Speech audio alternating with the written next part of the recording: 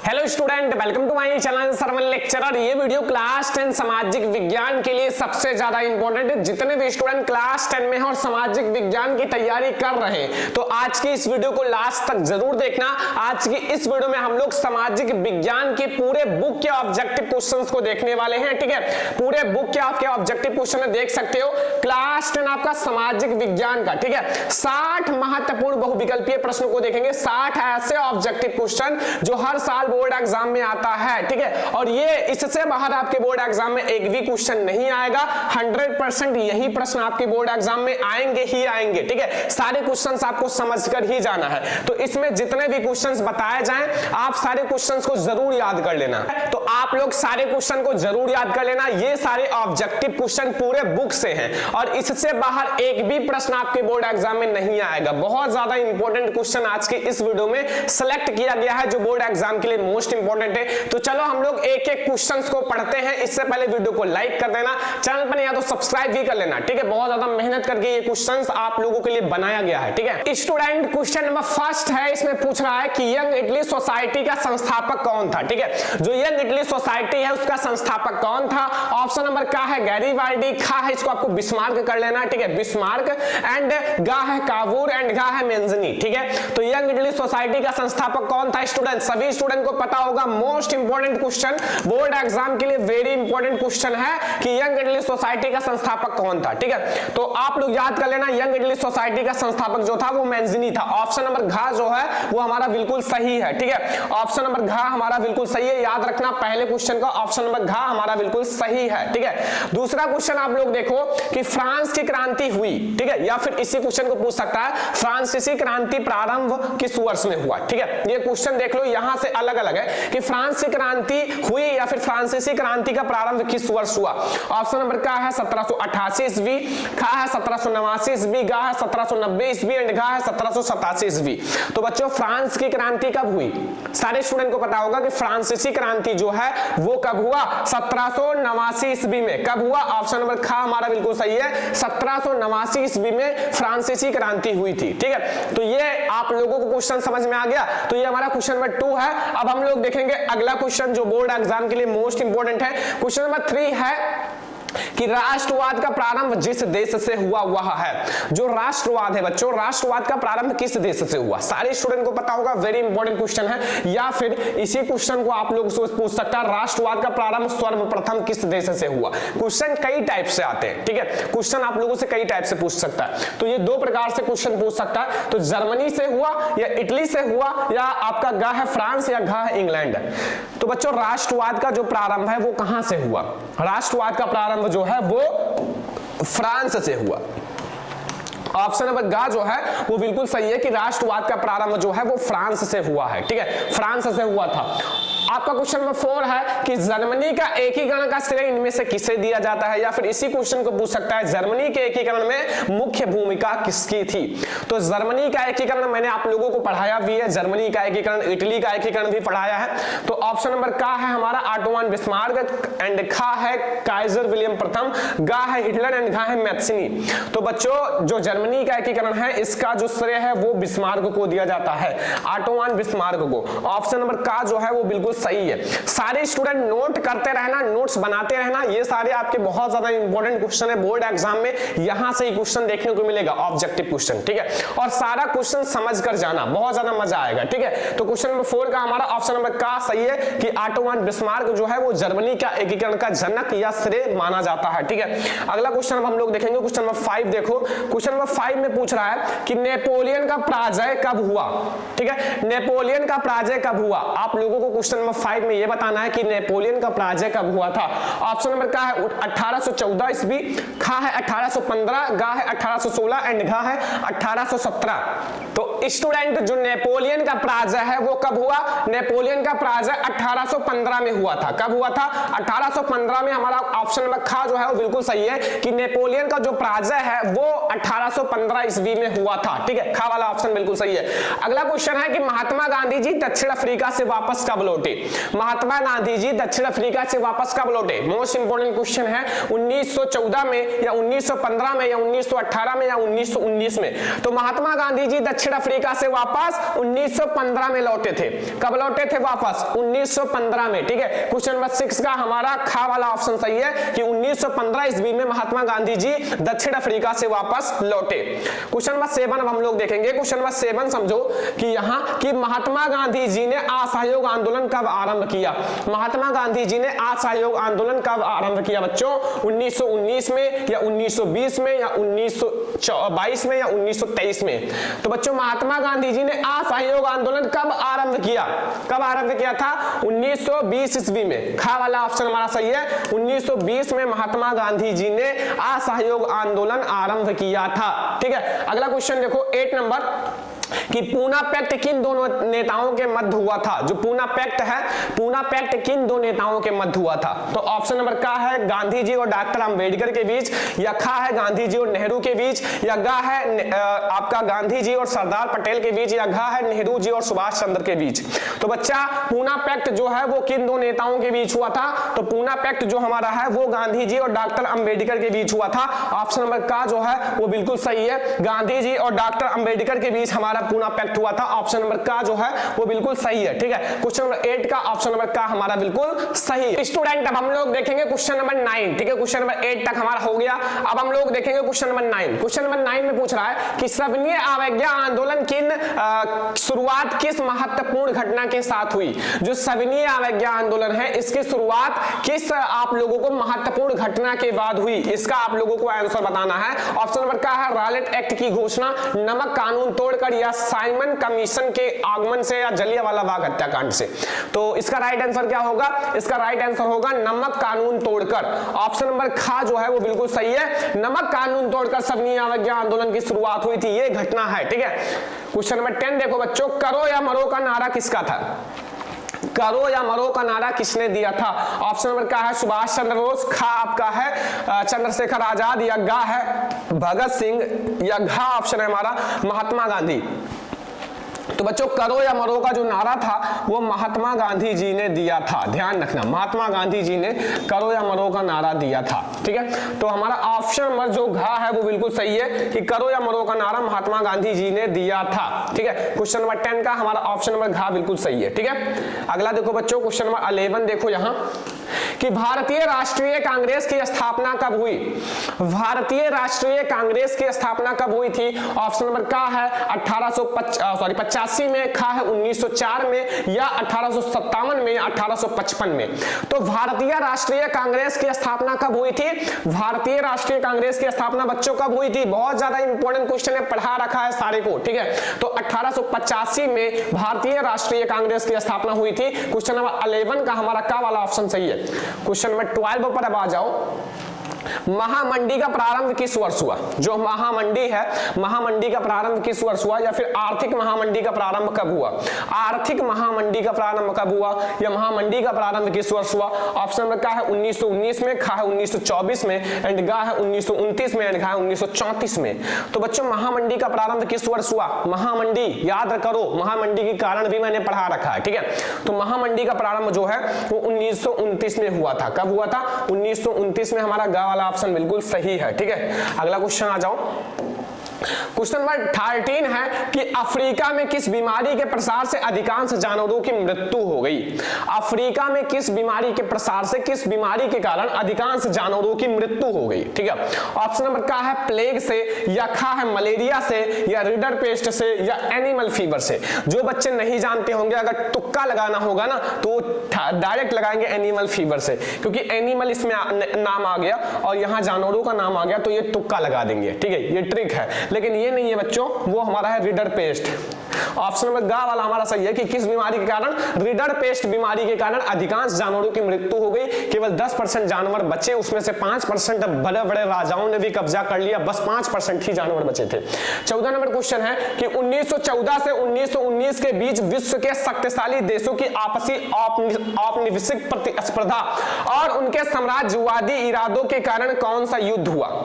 ठीक है, कौन सा युद्ध हुआ था 1914 और 1919 से, ठीक है, प्रथम विश्व युद्ध या रूस जापान युद्ध या अणु बम युद्ध या द्वितीय विश्व युद्ध। तो बच्चों ये हुआ हमारा प्रथम विश्व युद्ध। ऑप्शन नंबर का हमारा बिल्कुल सही है, इसका क्वेश्चन नंबर 14 का ऑप्शन नंबर का सही है कि प्रथम विश्व युद्ध हुआ था।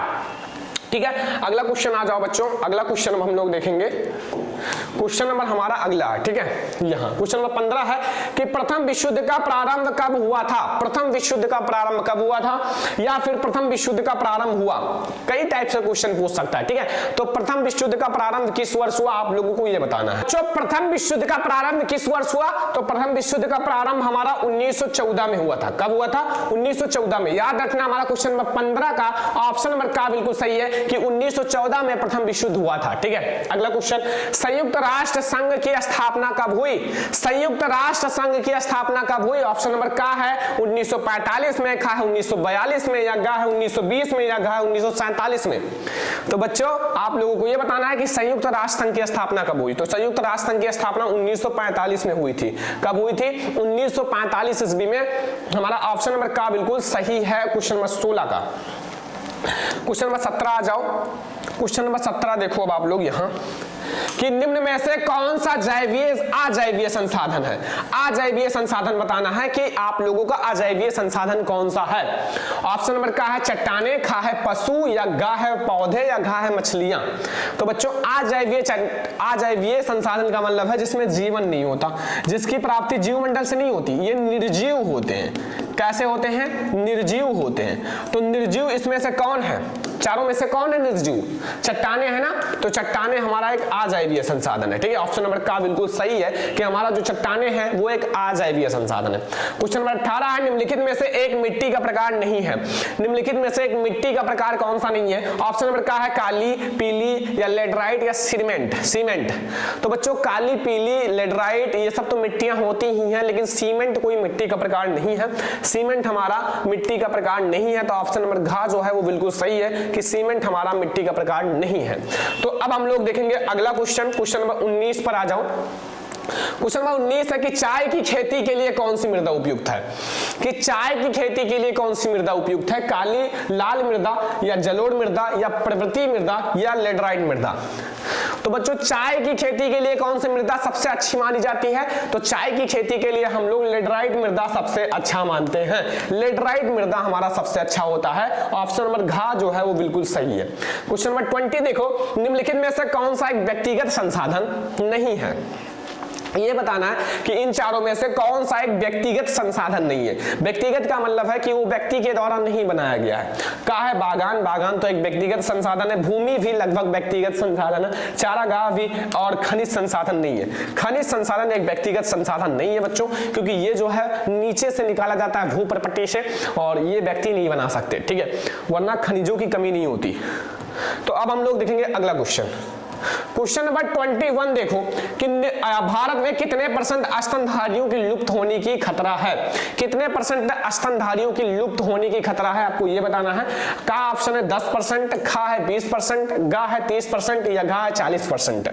तो बच्चों कितने परसेंट स्तनधारियों की लुप्त होने की खतरा है, तो वो हमारा है 20%। कितने परसेंट, 20% स्तनधारियों की लुप्त होने की खतरा है। ठीक है, अगला क्वेश्चन है, यहां आप लोग ध्यान से समझो, थोड़ा सा मिस्टेक है। यहां आप लोग लिख लेना चिपको। ठीक है, चिपको लिख लेना। चिपको आंदोलन संबंधित है। ठीक है, जो चिपको आंदोलन है वो किससे संबंधित है। ऑप्शन नंबर का है मृदा संरक्षण से, या जल संरक्षण से, या वन संरक्षण से, या वायु संरक्षण से। तो चिपको आंदोलन किससे संबंधित है स्टूडेंट, तो चिपको आंदोलन जो हमारा है वो वन संरक्षण से संबंधित है। ठीक है, क्योंकि पेड़ों को काटने से रोका जा रहा था चिपको आंदोलन के द्वारा। ठीक है, तो ये हमारा हो गया। अगला क्वेश्चन देखते हैं 23 number question. Student 23 number question आप लोग देखो। 23 नंबर क्वेश्चन में पूछ रहा है कि भारत में सबसे पहले वन एवं वन्य जीव संरक्षण अधिनियम किस वर्ष पारित किया गया। आपको यह बताना है कि भारत में सबसे पहले जो आपका वन एवं वन्य जीव संरक्षण किस वर्ष पारित किया गया। ऑप्शन नंबर का है 1970 में, खा है 1972 में, या 1983 में, या 1990 में। तो बच्चों ये सबसे पहले पारित किया गया था 1972 में। कब, 1972 में। खा वाला ऑप्शन हमारा बिल्कुल सही है। ठीक है, अगला क्वेश्चन देखो, यहां हमारा खा खा वाला सही है, ठीक है, खा वाला 1972 में। एंड 24 नंबर है कि सुंदरवन राष्ट्रीय पार्क किस राज्य में स्थित है? जो सुंदरवन राष्ट्रीय पार्क है वो किस राज्य में स्थित है? ऑप्शन नंबर का है असम में, खा है पश्चिम बंगाल, गा है उड़ीसा में या मध्य प्रदेश में। तो जो हमारा सुंदरवन पार्क है वो पश्चिम बंगाल में स्थित है। कहां स्थित है बच्चों? पश्चिम बंगाल में स्थित है सुंदरवन राष्ट्रीय पार्क, ठीक है। तो हमारा 24 नंबर क्वेश्चन हो गया। अब हम लोग देखेंगे 25 नंबर क्वेश्चन जो बोर्ड एग्जाम के लिए मोस्ट इंपॉर्टेंट है, ठीक है। तो आ जाओ 25 नंबर क्वेश्चन देखते हैं। 25 नंबर देखो यहां कि भारत की पहली नदी घाटी परियोजना किस पर बनाई गई? भारत की पहली नदी घाटी परियोजना किस नदी पर बनाई गई? दामोदर नदी या कोसी नदी या नर्मदा नदी या चिनाब, ठीक है। तो भारत की जो पहली नदी घाटी परियोजना है बच्चों वो किस नदी पर बनाई गई? तो वो हमारा है बच्चों दामोदर नदी पर। किस पर? दामोदर नदी पर, ठीक है। मैं कलर चेंज कर लेता हूं, ये है हमारा दामोदर नदी, ठीक है। दामोदर नदी पर बनाई गई। क्वेश्चन नंबर 25 का हमारा राइट आंसर है। क्वेश्चन नंबर 26 है बहुउद्देशीय नदी घाटी परियोजना किसने आधुनिक भारत का मंदिर कहा? बहुउद्देशीय नदी घाटी परियोजना को किसने आधुनिक भारत का मंदिर कहा है? महात्मा गांधी जी ने या विनोबा भावे ने या जवाहरलाल नेहरू ने या अन्ना हजारे ने? तो इसका हमारा राइट आंसर होगा स्टूडेंट जवाहरलाल नेहरू ने। कौन कहा था? जवाहरलाल नेहरू ने बताया था कि बहुउद्देशीय नदी घाटी परियोजना जो है वो आधुनिक भारत का मंदिर है, ठीक है। अब हम लोग देखेंगे क्वेश्चन नंबर 27। क्वेश्चन नंबर 27 देखो कि टिहरी बांध परियोजना किस राज्य में स्थित है? टिहरी बांध परियोजना किस राज्य में स्थित है? टिहरी बांध परियोजना, तो टिहरी बांध परियोजना जो है वो उत्तराखंड में स्थित है। याद रखना उत्तराखंड में स्थित है। ऑप्शन नंबर खा जो है वो बिल्कुल सही है कि टिहरी बांध परियोजना जो हमारा है वो उत्तराखंड में स्थित है, ठीक है। अगला क्वेश्चन, इनमें से कौन सी एक रबी फसल है? इनमें से कौन सी एक रबी फसल है? चावल है या मोटे अनाज या चना या काला चना या कपास? तो बच्चों याद रखना चना या काला चना जो है, ऑप्शन नंबर गा जो है वो बिल्कुल सही है। चना या काला चना जो है वो हमारा एक रबी की फसल है, ठीक है। चना या काला चना। अगला देखो क्वेश्चन नंबर 29 देखो यहां क्वेश्चन नंबर 29 है कि निम्नलिखित में से कौन सी एक रेशेदार फसल है? निम्नलिखित में से कौन सी एक रेशेदार फसल है? जूट है या जौ है या कॉफी है या रबड़ है? तो निम्नलिखित में से कौन सी एक रेशेदार फसल है बच्चों? रेशेदार फसल, तो रेशेदार फसल जूट होता है। ऑप्शन नंबर का हमारा बिल्कुल सही है कि रेशेदार फसल जो है वो जूट है, ठीक है। चलो हम लोग 30 नंबर क्वेश्चन देखते हैं कि निम्नलिखित में से कौन सी एक रोपड़ फसल है? देखो रेशेदार फसल, रोपड़ फसल एंड कुछ और फसल होते हैं जैसे जायद की फसल, खरीफ की फसल, रबी की फसल, ये सारे पूछे जाते हैं, ठीक है। तो यहाँ जो हमारा रोपड़ फसल है गेहूं है या गन्ना है या चना है या हमारा मूंगफली है, तो रोपड़ फसल हमारा गन्ना है। कौन सा है? गन्ना है। ऑप्शन नंबर हमारा खा वाला बिल्कुल सही है, गन्ना बिल्कुल सही है। ये एक रोपड़ फसल है। कौन सा है? रोपण फसल, ठीक है। तो क्वेश्चन नंबर 30 तक आपको सारा समझ में आ गया होगा, कोई दिक्कत नहीं होगा, आपको बहुत अच्छे से समझ में आ गया होगा। अब हम लोग अगला क्वेश्चन देखेंगे। तो स्टूडेंट अब हम लोग देखेंगे 31 नंबर क्वेश्चन, ठीक है। 31 नंबर क्वेश्चन में पूछ रहा है कि भूदान आंदोलन किसके द्वारा आरंभ किया गया? जो भूदान आंदोलन है वो किसके द्वारा आरंभ किया गया? महात्मा गांधी जी के द्वारा या विनोबा भावे के द्वारा या जवाहरलाल नेहरू के द्वारा या इंदिरा गांधी के द्वारा? तो जो भूदान आंदोलन है बच्चों वो विनोबा भावे के द्वारा करा गया था, ठीक है, विनोबा भावे के द्वारा, ठीक है। अगला है 32 नंबर कि निम्नलिखित में से कौन सी फसल मोटे अनाज के अंतर्गत आती है? मोटे अनाज के अंतर्गत उसकी अध्ययन की जाती है, कुछ भी कह सकते हो, ठीक है, सम्मिलित की जाती है। चना है या हमारा ज्वार है या मूंगफली है या आपका मूंग है? तो हमारा ज्वार है जो है वो एक मोटे अनाज के अंतर्गत सम्मिलित की जाती है, ज्वार, ठीक है, ज्वार सही है। क्वेश्चन नंबर 33 पर अब आ जाओ बच्चों। क्वेश्चन नंबर 33 में क्या पूछ रहा है कि झारखंड में स्थित कोडरमा निम्नलिखित में से किस खनिज का अग्रणी उत्पादक है? जो झारखंड में स्थित कोडरमा है वो किस खनिज का अग्रणी उत्पादक है? बॉक्साइट का या ज्वार लोहा लौ एस्क का या अर्धरक का या तांबा का? तो बच्चों इसका हमारा राइट आंसर होगा अर्धरक का, ठीक है। जो झारखंड में स्थित कोडरमा है वो अर्धरक का जो है वो अग्रणी उत्पादक माना जाता है। किसका? अर्धरक का अग्रणी उत्पादक माना जाता है। अगला क्वेश्चन देखो यहाँ निम्नलिखित में से कौन सा गैर परंपरागत ऊर्जा स्रोत है?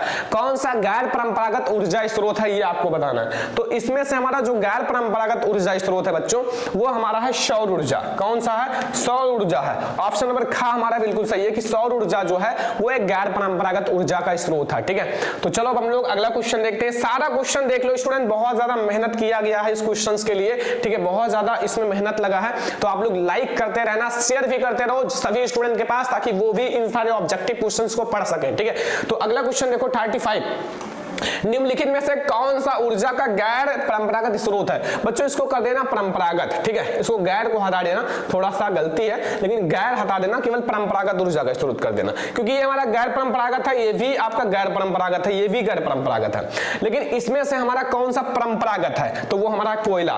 कोयला एक परंपरागत ऊर्जा का स्रोत है। ठीक है, 36 नंबर क्वेश्चन देखो, वैसे हो सकता है कि बुक में भी मिस्टेक हो, मैंने देखा है, ठीक है, गाइड में भी। निम्नलिखित में से कौन सा खनिज आधारभूत है, कौन सा खनिज जो है वो आधारभूत खनिज माना जाता है। ठीक है, खनिज आधारभूत है तो वो हमारा है बच्चों मैग्नीज या आर्वरक। ठीक है, इसको आर्वरक कर देना, और लौह अयस्क या तांबा, तो हमारा लौह अयस्क जो है वो आपका आधारभूत खनिज माना जाता है। कौन सा माना जाता है, लौह अयस्क जो है वो आधारभूत खनिज माना जाता है। ठीक है, क्वेश्चन नंबर 36 हो गया। क्वेश्चन नंबर 37 पर आ जाऊं। क्वेश्चन नंबर 37 देखो, निम्नलिखित में से कौन से दो दूरस्थ स्थित स्थान पूर्वी गलियारे से जुड़े हुए हैं, मुंबई तथा नागार्जुन। ठीक है, या फिर आपका मुंबई और तथा नागपुर, या मुंबई और कोलकाता, या सिलिचर और पोरबंदर, या नागपुर और सिलीगुड़ी। तो हमारा सिलिचर एवं पोरबंदर है। ठीक है, इसको सिलिचर कर देना तथा पोरबंदर। ठीक है, सिलिचर तथा पोरबंदर ना। ठीक है, थोड़ा सा कोई दिक्कत नहीं है, सिलिचर तथा पोरबंदर।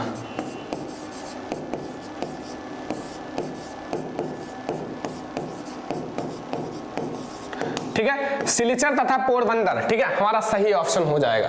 अगला देखो, इनमें से कौन सा पत्तन पूर्वी तट है जो अंतःस्थलीय और अधिकतम गहराई का पत्तन है तथा पूर्व स्थित है या पूर्व सुरक्षित है, तो हमारा विशाखापट्टनम है। विशाखापट्टनम बिल्कुल राइट आंसर हो जाएगा, ऑप्शन नंबर घ।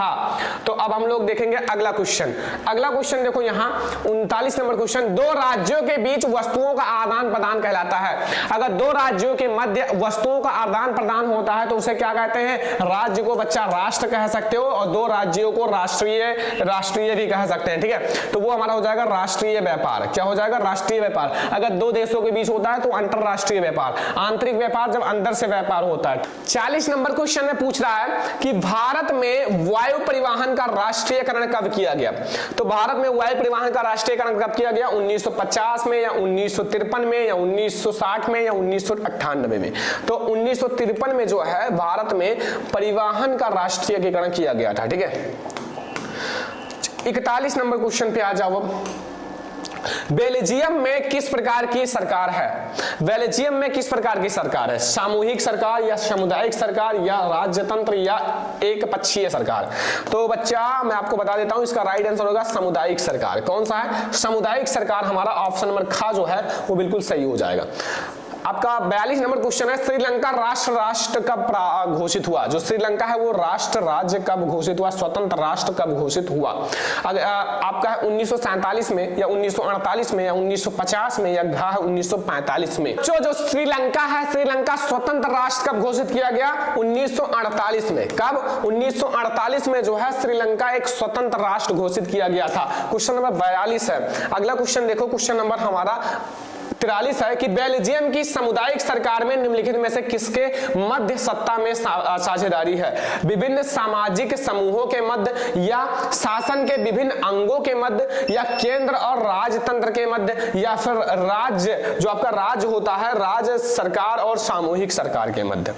तो इसका राइट आंसर होगा विभिन्न सामाजिक समूहों के मध्य। विभिन्न सामाजिक समूहों के मध्य हमारा हो जाएगा 43 नंबर क्वेश्चन का राइट आंसर।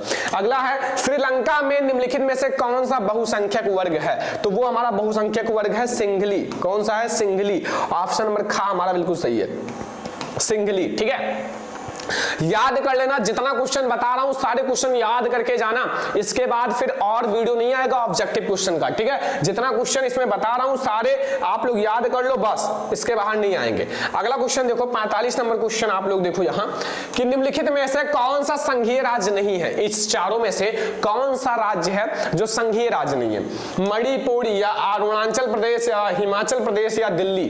तो बच्चों कौन सा है जो संघीय राज्य नहीं है। तो बच्चों ये सब आपके राज्य है, मणिपुर, अरुणाचल प्रदेश, हिमाचल प्रदेश, लेकिन दिल्ली जो है एक सिटी है, एक शहर है। ठीक है, ये कोई राज्य नहीं है, तो इसमें संघीय राज्य नहीं है। ठीक है, घा वाला सही है दिल्ली। महिलाओं के लिए आरक्षण सुनिश्चित है, महिलाओं के लिए आरक्षण सुनिश्चित किसमें है? लोकसभा में या हमारा पंचायती राज संस्थाओं में या राज्यसभा में। ठीक है, तो हमारा जो महिलाओं के लिए आरक्षण की व्यवस्था है पंचायती राज संस्थाओं में, पंचायती राज संस्थाओं में। ऑप्शन नंबर ग बिल्कुल सही है। ठीक है, पंचायती राज संस्थाओं में। ठीक है, ये हमारा ऑप्शन नंबर बिल्कुल सही है। अगला क्वेश्चन देखो बच्चों, 47 नंबर क्वेश्चन है बच्चों कि भारत में कुल कितने संघीय राज्य हैं? राज्य कितने हैं? संघीय राज्य, जो संघीय राज्य है आपका 27 या 29 या 28 या 30। तो बच्चों 28 संघीय राज्य हैं भारत में, कुल अभी तक 28 यानी कि 28 संघीय राज्य हैं। अगला है प्रांतीय प्रशासन का संचालन कौन करता है? जो प्रांतीय प्रशासन है उसका संचालन कौन करता है? प्रधानमंत्री, राज्यपाल या मुख्यमंत्री या जिला अधिकारी। तो बच्चों जो प्रांतीय प्रशासन का संचालन करता है वो मुख्यमंत्री करता है। कौन करता है? मुख्यमंत्री। ऑप्शन नंबर ग जो है बिल्कुल सही है। ठीक है, ऑप्शन नंबर ग हमारा बिल्कुल सही है। क्वेश्चन नंबर 39 आपका 49 देखो। ठीक है, 49, लोकतंत्र का सबसे अच्छा तरीका क्या है? लोकतंत्र का सबसे अच्छा तरीका देखो, विविधता को समाहित करना, ठीक है, एंड समरूप समाज बनाने का प्रयास करना, या विभिन्नता के प्रति सकारात्मक दृष्टिकोण रखना, या उपयुक्त सभी, या उपयुक्त सभी। ठीक है, तो हमारा जो हो जाएगा बच्चों वो उपयुक्त सभी राइट आंसर हो जाएगा। ठीक है, ऑप्शन नंबर घ जो है बिल्कुल सही है, उपयुक्त सभी हमारा राइट आंसर हो जाएगा। 50 नंबर है, महिलाओं के लिए समाज में बराबरी की मांग आंदोलन को क्या कहा जाता है? जो महिलाओं के साथ, जो महिलाओं की समाज बराबरी में मांग के आंदोलन को क्या कहा जाता है? भाई महिलाओं का आंदोलन को क्या कहा जाएगा? महिला मुक्ति आंदोलन। भाई मुक्ति थोड़ी नहीं देना है, नारीवादी आंदोलन या स्त्री शक्ति या उपयुक्त में से कोई नहीं, तो वो हमारा हो जाएगा नारीवादी आंदोलन। नारीवादी आंदोलन हमारा 50 का खा वाला ऑप्शन सही है, नारीवादी। 51 नंबर क्वेश्चन जो हमारा है, 51 नंबर क्वेश्चन कि भारत में यहाँ औरतों के लिए आरक्षण की व्यवस्था है। तो ये क्वेश्चन तो मैंने ऑलरेडी आगे पढ़ाया है, लेकिन कई टाइप से पूछ लेता है। ठीक है, अलग चैप्टर से है। ठीक है, तो वो हमारा पंचायती राज संस्थाओं में है, मैंने बता रखा है ना, पंचायती राज संस्थाओं में महिलाओं के लिए आरक्षण की व्यवस्था है। ठीक है, चलो अगला क्वेश्चन देखो, दबाव समूह सरकारी नीतियों को किस प्रकार प्रभावित करते हैं? जो दबाव समूह है वो सरकारी नीतियों को किस प्रकार प्रभावित करते हैं? संगठन के द्वारा या एकजुटता के द्वारा या नियंत्रण के द्वारा, उपयुक्त में से कोई नहीं। ठीक है बच्चों, दबाव समूह जो है वो सरकारी नीतियों को किस प्रकार प्रभावित करता है? एकजुटता के द्वारा, एकजुटता के द्वारा हमारा प्रभावित करता है। क्वेश्चन नंबर 52 है। अब हम लोग देखेंगे क्वेश्चन नंबर 53। ठीक है, 53 नंबर क्वेश्चन पर फोकस करो कि निम्नलिखित में से किस एक देश को छोड़कर हर जगह तानाशाही पर लोकतंत्र को प्राथमिकता दी जाती है? ठीक है, भारत या नेपाल या पाकिस्तान या श्रीलंका। इसको पाकिस्तान कर लेना। ठीक है, पाकिस्तान, तो पाकिस्तान। ठीक है, पाकिस्तान हमारा सही हो जाएगा। अगला क्वेश्चन देखो कि चुनौतियों में लोकतांत्रिक व्यवस्था, ठीक है, कमजोर होती है या फिर मजबूत होती है, या मजबूर होती है या व्यवस्थित होती है? तो चुनौतियों में जो लोकतंत्र व्यवस्था है बच्चों, चुनौतियों में लोकतंत्र व्यवस्था वो हमारा मजबूत होती है। कैसी होती है? मजबूत। ऑप्शन नंबर ख हमारा सही हो जाएगा बच्चों, मजबूत होती है। ठीक है, अगला क्वेश्चन अब आप लोग देखो, 35 नंबर क्वेश्चन पर फोकस करो, सॉरी 55 नंबर क्वेश्चन 55। निम्नलिखित में से कौन सा विकसित देश है? विकसित देश कौन सा है? ब्राजील है, भारत है, फ्रांस है या बांग्लादेश है? तो फ्रांस जो है एक विकसित देश है। क्या है? फ्रांस जो है एक विकसित देश है। ठीक है, अगला देखो 56 नंबर, निम्नलिखित में से कौन सा संगठन मानव विकास रिपोर्ट तैयार करता है? मानव, यहाँ आपको यह बताना है कि कौन सा ऐसा संगठन है जो विकास मतलब तैयार करता है, मानव विकास। तो वो हमारा अंतरराष्ट्रीय दृष्टिकोण, मुद्रा कोष या विश्व बैंक या यूएनडीपी या फिर संयुक्त राष्ट्र संघ। तो वो है यूएनडीपी।